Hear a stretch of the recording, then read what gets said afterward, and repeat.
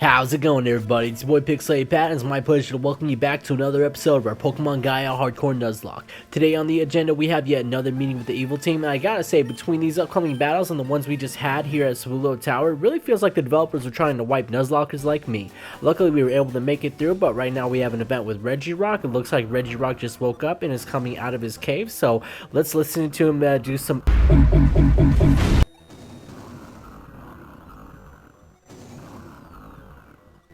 Gotta say though, I'm glad we're not actually battling Regirock here, because I don't even want to think about what it could do to my team right now, especially after all the suffering it's made me experience in 2 randomizer Nuzlocks in a row. I swear, it was literally stalking me in the Leaf Green randomizer. The dude appeared literally everywhere. Granted, it does become pretty easy to deal with if you're prepared, but you usually aren't prepared for a threat like that until you're relatively deep in the run. Otherwise, it has a chance to wreak havoc on your team in the early game. Definitely something you always gotta watch out for.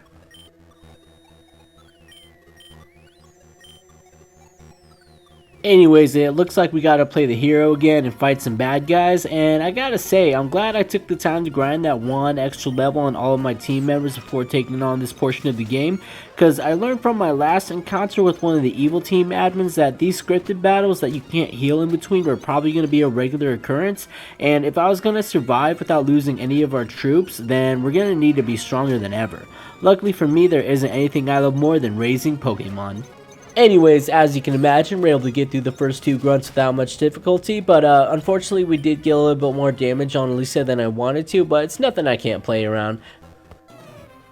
Cue the fire OST, and we are on our way to another intense battle with an admin of the evil team.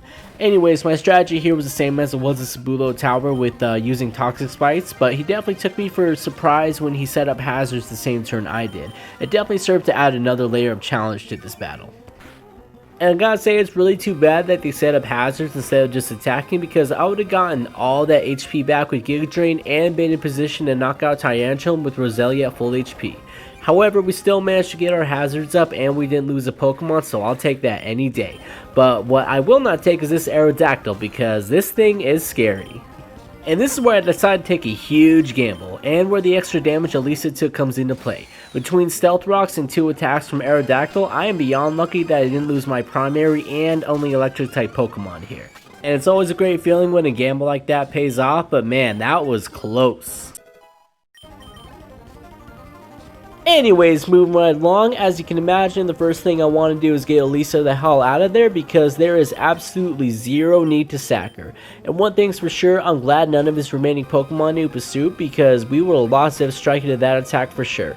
But luckily she's able to stand strong and pave way for Azumarill to come in and finish up the battle in the stellar fashion that is used to. I knew this would be the best time for Riz the Azumarill to come in and do his thing too, because both of his remaining Pokemon were going to lose health to Toxic Spikes right off the bat, which immediately gives us a wonderful advantage for him to come in and finish things up with 2 swift Aqua Tails. One thing's for sure, when the run ends, I'm definitely going to have to go through all the footage so I can do a kill count for each of my Pokemon, because I definitely feel like Riz is going to have the highest.